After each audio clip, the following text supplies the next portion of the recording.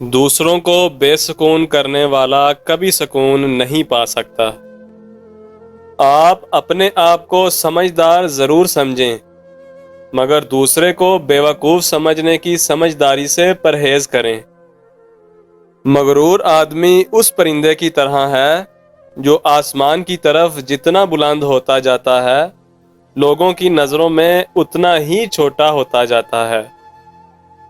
جن کو یہ علم ہو جائے کہ اللہ پاک بہت غور سے سنتا ہے، تو پھر وہ اپنی کہانی کسی اور کو نہیں سناتے۔ حوصلہ چاند کو پانے کا ہونا چاہیے، کیونکہ اگر آپ ناکام بھی ہوئے تو ستاروں کے درمیان ضرور رہیں گے۔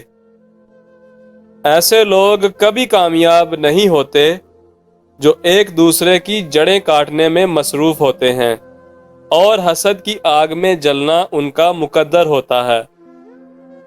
لوگ کیچڑ سے بچ کر چلتے ہیں تاکہ کپڑے خراب نہ ہو جائیں، اور کیچڑ کو یہ گمنڈ ہونے لگتا ہے کہ لوگ اس سے ڈرتے ہیں۔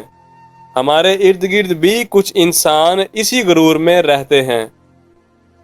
جسے نماز پڑھ کے بھی سکون نہیں ملتا، اسے چاہیے کہ سکون سے نماز پڑھا کرے۔ کسی دوسرے انسان کو آپ سب سے اعلیٰ چیز یہ پیش کر سکتے ہیں کہ آپ اس کے پریشان ذہن میں ایک پرسکون خیال بن کر آئیں۔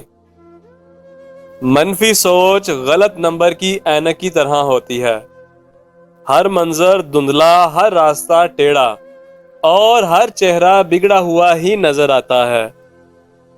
زندگی نے موت سے پوچھا، لوگ کیوں مجھ سے اتنا پیار کرتے ہیں اور تم سے اتنی نفرت؟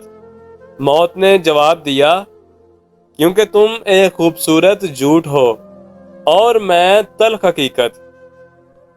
کچھ حالات و واقعات اس بات کی ضمانت دیتے ہیں کہ آپ اپنی اصل عمر سے زیادہ بالغ ہو جاتے ہیں۔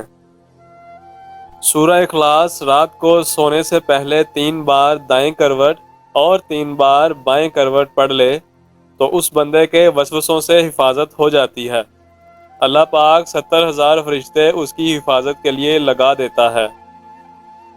اتنے رشتوں کا کیا فائدہ جب ہر دکھ اور تکلیف اکیلے ہی دیکھنی ہے؟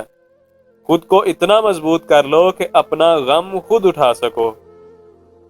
جن کی طبیعت میں نرمی اور مروت ہو، ایسے لوگ بہت اچھے ہوتے ہیں، لیکن یہ بھی سچ ہے، نقصان بھی ایسے ہی لوگ اٹھاتے ہیں۔